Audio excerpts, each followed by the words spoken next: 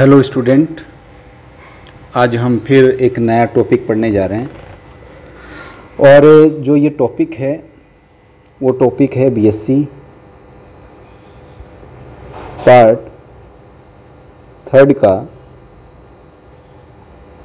Unit 2 पढ़ेंगे। आज हम यूनिट 2। इससे पहले हमने क्या किया, यूनिट 3 को पढ़ लिया। और यूनिट 3 में हमने पढ़ा था एपीकल्चर पढ़ा था। अब आज हम क्या करते हैं, यूनिट 2 पढ़ते हैं। और सेकंड यूनिट है, उसका क्या नाम है भाई? उसका नाम है सेरीकल्चर। क्या नाम है? सेरीकल्चर। बहुत से स्टूडेंट ने इस नाम को पहले भी सुन रखा होगा, पढ़ा होगा, 11th 12th में भी पढ़ के आए हो आप। 3rd ईयर में फिर से एक टॉपिक यही पढ़ने को मिल रहा है। सेरीकल्चर का मतलब क्या होता है? रेशम कीट पालन। क्या होता है भाई? सेरीकल्चर का मतलब होता है रेशम कीट पालन। अर्थात रेशम के कीटों को पालने की जो प्रक्रिया है कृत्रिम रूप से, वो क्या कहलाती है? सेरीकल्चर कहलाती है। तो रेशम का जो कीट है, उस कीट के बारे में हम पढ़ेंगे। और रेशम कीट जो है, इसको हम रेशम मोथ भी कहते हैं। क्या कहते हैं? रेशम मोथ। तो हम ये कह सकते हैं कि रेशम मोथ को पालना और उससे रेशम प्राप्त करना क्या कहलाता है? सेरीकल्चर कहलाता है। और ये जो रेशम मोथ है, इसको वैज्ञानिक भाषा में हम क्या कहते हैं? तो वैज्ञानिक भाषा में इसको हम कहते हैं बॉम्बिक्स। अब जो ये बॉम्बिक्स है, अभी इसकी अलग अलग जातियां हैं जो कि रेशम कीट पालन के लिए काम में ली जाती है। तो उन जातियों की हम चर्चा करेंगे। दूसरा, जो रेशम का मोथ है, उसकी कौन सी ग्लैंड्स होंगी? वो सिलेवरी ग्लैंड, जिसको कि आप क्या कहते हो? लार ग्रंथियां कहते हो। सिलेवरी ग्लैंड को क्या कहते हैं हम? सिलेवरी ग्लैंड को हम कहते हैं लार ग्रंथि। तो लार ग्रंथियों का स्राव होता है। ये क्या होता है? लार ग्रंथियों का स्राव होता है। और वो लार ग्रंथियों का जो स्राव है, उसी से हम रेशम ग्रंथियों से रेशम प्राप्त करके उसी से धागा तैयार किया जाता है। और अगर हम बात करें इसके इतिहास की, तो सबसे पहले जो रेशम प्राप्त करने का जो साक्ष्य मिलता है, वो चाइना में मिलता है। और चाइना में भी रानी लोर्जन थी। चाइना में कौन सी रानी थी? वहाँ की एक रानी थी जिसका नाम था रानी लोर्जन। क्या नाम था उसका? रानी लोर्जन नाम था। और जो ये रानी लोर्जन थी, इस रानी लोर्जन ने सबसे पहले रेशम के अंडे प्राप्त किए। और रेशम के अंडे प्राप्त करके इन्होंने रेशम कीट का पालन किया।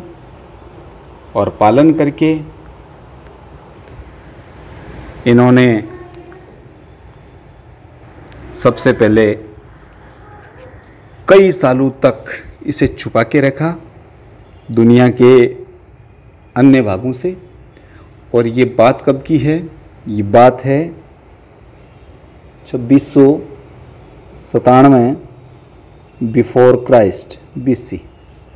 ये बात तब की है। विश्व में तो ये किया जाता रहा है। और फिर वहाँ से यूरोप और एशिया सब जगह ये फैलता रहा और चलता रहा ये काम। उसके बाद में ही पता चला हमें कि किस तरह से रेशम को प्राप्त किया जाता है और कैसे। भारत में जो ये उद्योग है रेशम कीट पालन, इसमें लगभग 85 लाख लोगों को रोजगार मिला हुआ है। 85 लाख लोग जो हैं लगे हुए हैं किसमें? इंडिया में। तो ये हमें एक छोटा सा फिगर ध्यान में रखना है कि रेशम कीट पालन किसे कहते हैं और रेशम कीट पालन वास्तव में होता क्या है, ये हमने देखा। अब हम पढ़ेंगे types of silk worm. Types of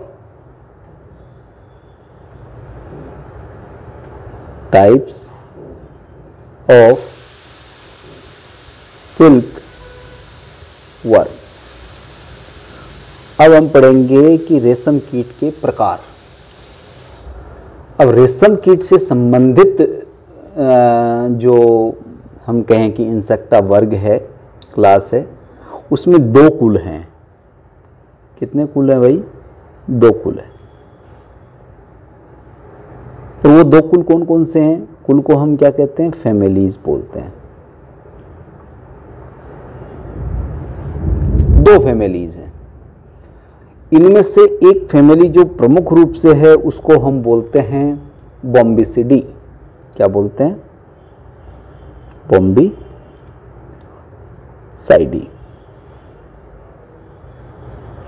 और दूसरी फैमिली की अगर हम बात करें तो उसका नाम है सैटर्निडी। क्या नाम है भाई?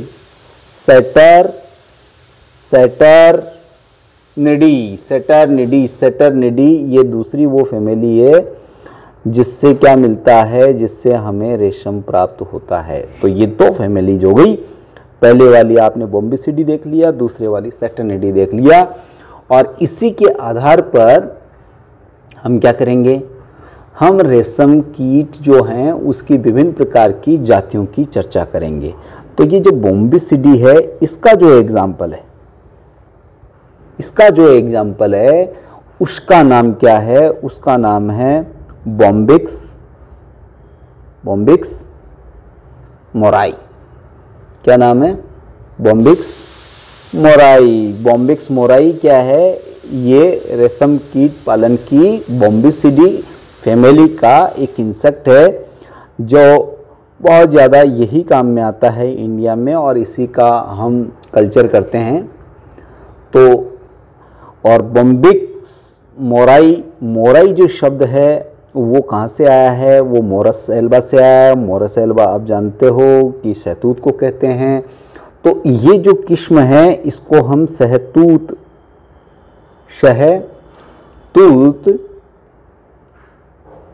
रेशम कीट भी कहते हैं। शहतूत रेशम कीट भी कहते हैं। और दूसरी तरफ अब हम देखते हैं, ये तो पहली जाति हो गई भाई, इसको याद रखना आपको। और अब मैं क्या करता हूँ, इस वाली जाति को काम में लेता हूँ। ये वाली जाति कौन सी है? सॉरी, ये वाली कौन सी? दूसरा जो इसका कुल है वो दूसरा कुल कौन सा है? ये तो पहली फैमिली हो गई, और ये जो है दूसरी फैमिली हो गई।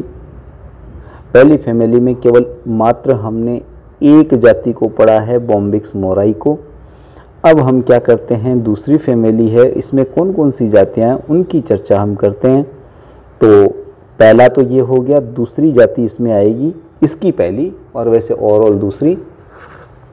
इस दूसरी जो है उसका नाम अगर मैं बताऊं तो उसको टसर रेशम कीट भी कहते हैं, और उसका नाम है एंथेरिया पेपिया। क्या नाम है? एंथेरिया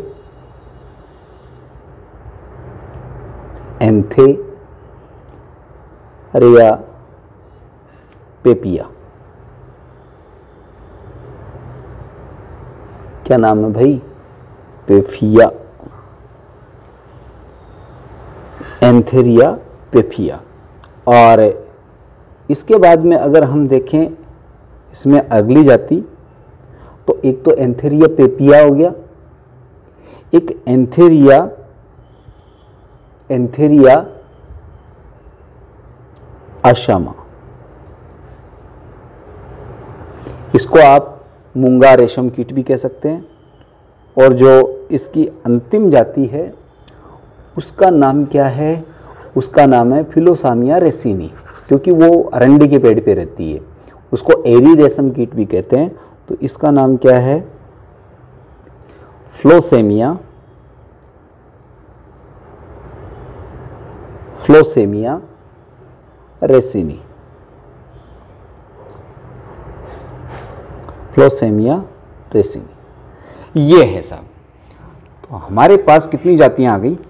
कुल मिलाकर के 4 जातियां आ गई। अब देखिए, इसको मैंने कहा है सहतूत रेशम कीट।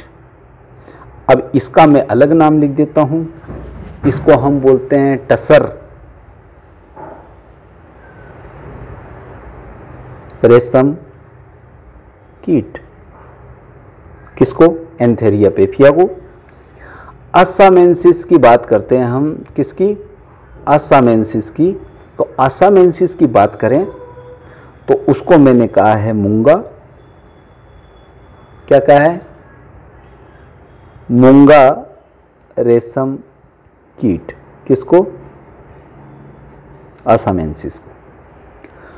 और जो फिलोसोमिया रेसिनी है इसको हम बोलते हैं एरी रेशम कीट।